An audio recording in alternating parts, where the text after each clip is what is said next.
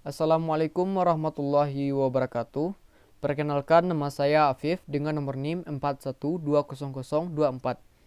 Baiklah, di sini saya akan menjelaskan tentang kepemimpinan dalam masyarakat Minangkabau.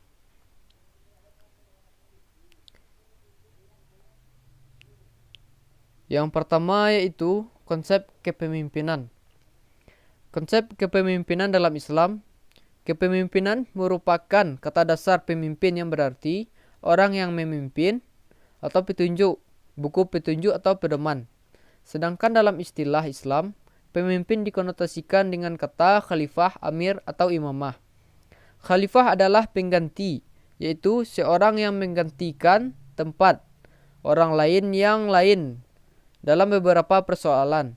Imamah berarti orang yang memimpin atau yang menjadi pemimpin, yang menjadi suri tauladan atau contoh yang harus diikuti atau yang mendahului. Dan amir mempunyai arti pemimpin, qaid zaim, dan dalam kamus Inggris diartikan dengan orang yang memerintah, komandan, kepala, dan raja. Kepemimpinan ini juga dijelaskan dalam Al-Quran surat An-Nisa ayat 58 sampai ayat 59, yang artinya, sungguh Allah menyuruhmu menyampaikan amanat kepada yang berhak menerimanya, dan apabila kamu menetapkan hukum di antara manusia, hendaknya kamu menetapkannya dengan adil. Sungguh Allah sebaik-baik yang memberi pengajaran kepadamu.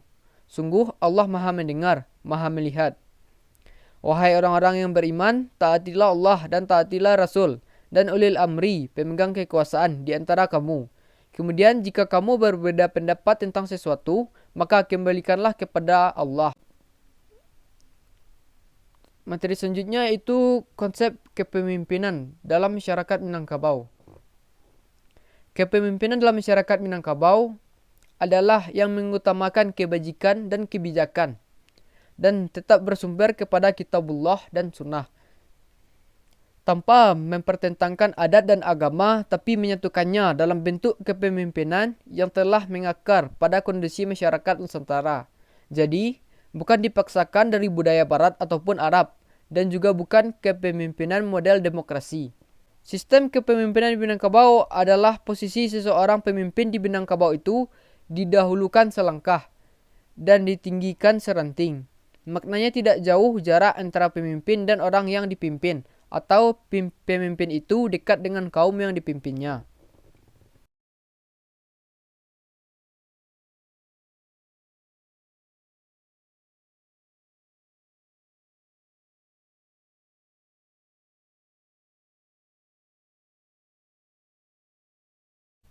Penghulu dalam adat Minangkabau disebut dengan panggilan sehari-hari datuk. Penghulu itu hulu, ketua. Dalam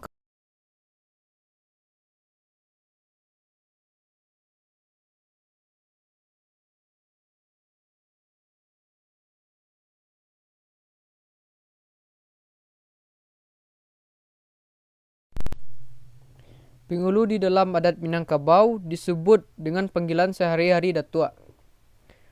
Penghulu itu hulu, ketua dalam kaum suku di negari. Tugasnya luas, meliputi segala persoalan dan masalah yang terkait dengan anak kemenakan dan kaumnya. Maka datuk itu sebenarnya ketua nenek mama. Penghulu dalam menjalankan tugasnya dibantu oleh beberapa perangkat yang disebut dengan pemangku adat, yakni manti, malim, dan dubalang. Penungkik adalah wakil atau pembantu utama kepala adat yang bertugas mewakili kepala adat. Penungkik dapat mewakili penghulu dalam tugas-tugas umum masyarakat seperti alik, pesta kenduri kaum sukunya, menghadiri ucok atau ucapan undangan alik di luar parui, jurai dan atau di luar alik sukunya di negari. Menghadiri suatu rapat musyawarah dan dalam tugas yang prinsipil seperti memimpin rapat urang nan ampek jinih atau mengambil keputusan dalam suku, kaum penghulu tidak boleh diwakili oleh panungkik. Adapun yang dimaksud dengan urang nan ampek jinih adalah penghulu adat. Penghulu adat merupakan ketua nenek mamat dalam sukunya, seperti yang telah dijelaskan di atas. Yang kedua adalah manti adat. Manti disebut asal katanya dari menteri. Kedudukan berada di pintu, susah. Ia banyak disusahkan untuk menyelesaikan yang kusut dan menjernihkan yang keruh dalam alik. Ia mempelegakan kato untuk mencari kata mufakat sebagai pertimbangan pengambilan keputusan adat. Biang tabuk gantiang putih. Keputusan berada di tangan penghulu pemerintahan adat.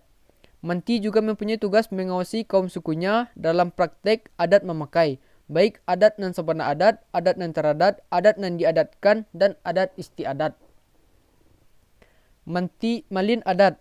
Malin adat adalah seorang penghulu dalam bidang agama. Tugasnya mulai dari pengajaran mengaji, menunaikan rukun Islam, juga menunjukkan dan mengajari kepanakan masyarakat, berakhlak atau taat, mengamalkan agama Islam, serta mengarahkan kepanakan ke jalan yang lurus dan diridai oleh Allah Subhanahu wa taala.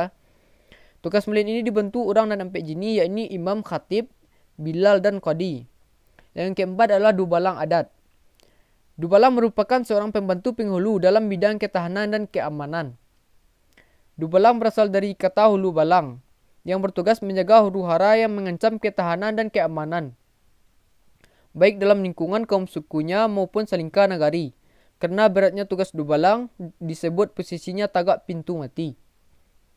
Keempat orang empat jenis ini merupakan jabatan pemangku adat yang diturunkan secara turun-temurun dari nenek mamak ke kemanakan.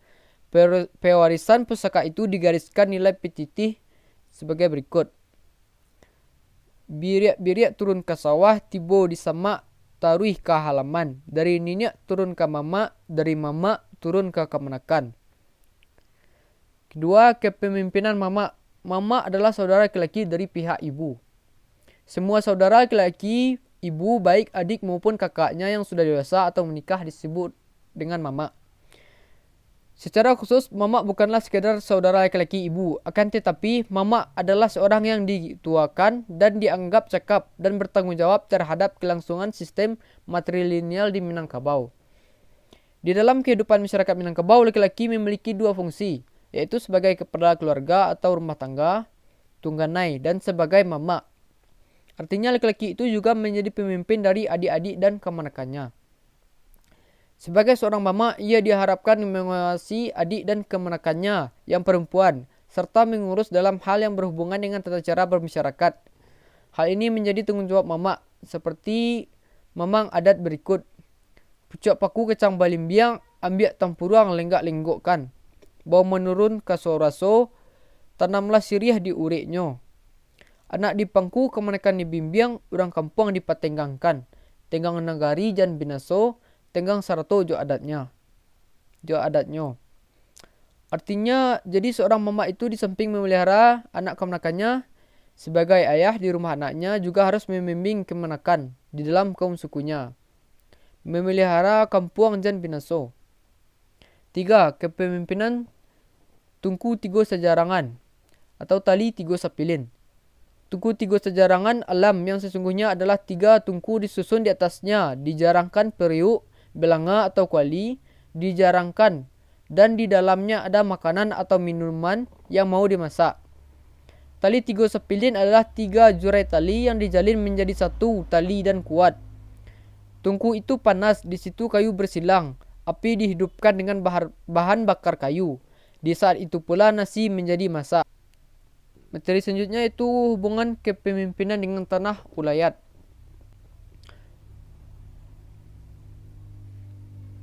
Yang pertama adalah tanah ulayat nagari.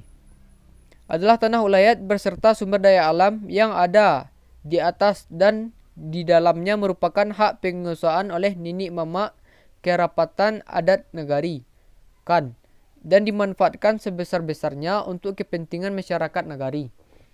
Sedangkan pemerintahan negari bertindak sebagai pihak yang mengatur untuk pemanfaatannya. Kemudian B. Tanah ulayat suku adalah hak milik atas bidang tanah beserta sumber daya alam yang berada di atasnya dan di dalamnya merupakan hak milik kolektif semua anggota suku tertentu yang penguasaan dan pemanfaatannya diatur oleh penghulu-penghulu suku. Yang C itu tanah ulayat kaum adalah tanah hak milik atas sebidang tanah beserta sumber daya alam yang ada di atasnya di dalamnya merupakan hak milik semua anggota kaum yang terdiri dari jurai parui yang penguasaan dan pemanfaatannya diatur oleh mamak jurai atau mamak kepala waris. Yang keempat adalah tanah ulayat rajo. Adalah hak milik atas sebidang tanah beserta sumber daya alam yang ada di atasnya dan di dalamnya yang penguasaan dan pemanfaatannya diatur oleh laki-laki tertua di garis keturunan ibu yang saat ini masih hidup di sebagian 8 negari di Provinsi Sumatera Barat. Terus poin selanjutnya adalah kedudukan dan perubahan kepemimpinan. Kedudukan kepemimpinan di Minangkabau. Kedudukan kepemimpinan dalam Minangkabau adalah sebagai pemimpin suku dalam urusan adat, terutama untuk kelanjutan hidup saudara dan kemenakannya, serta masalah harta pusaka. Dan yang kedua itu perubahan kepemimpinan di Minangkabau. Pemberhentian seorang datuk atau penghulu tidaklah harus menunggu satu periode masa jabatan, karena tidak ada batasan jabatan seorang penghulu atau datuk di ranah Minang. Kalau seorang datuk atau penghulu telah berbuat sumbang, salah menurut adat dan di agama, maka gelar penghulunya sudah bisa dicabut atau diberhentikan jadi datuk atau penghulu yang menggantinya dengan yang lain yang sesuai dengan syarat-syarat yang telah ditentukan sebelumnya. Kalau punco marara ulu, kalau pasak membawa guyah, kalau tungkik membawa rabah, mohon datuk bagunjua surui, banyak dan lain ke pengganti. Syarat menjadi pemimpin dalam masyarakat Minangkabau adalah sifat-sifat yang harus dimiliki oleh Nabi dan Rasul Allah, yaitu sidik, benar, amanah, dapat dipercaya, tablik, menyampaikan, dan fatanah, cerdik. Dalam sebuah literatur disebutkan bahwa syarat martabat seorang pemimpin di Minang adalah berakal dan kuat pendirian pada kebenaran, berilmu, berpaham, dan bermakrifat, wujud yakin, tawakal pada Allah, kaya atau berharta, murah pada laku dan perangai yang berpatutan, hemat dan cermat mengenai awal dan akhir, ingat dan ahli pada adat. Baiklah, sekian materi yang dapat saya sampaikan. Wabillahi taufiq wal hidayah. Assalamualaikum warahmatullahi wabarakatuh.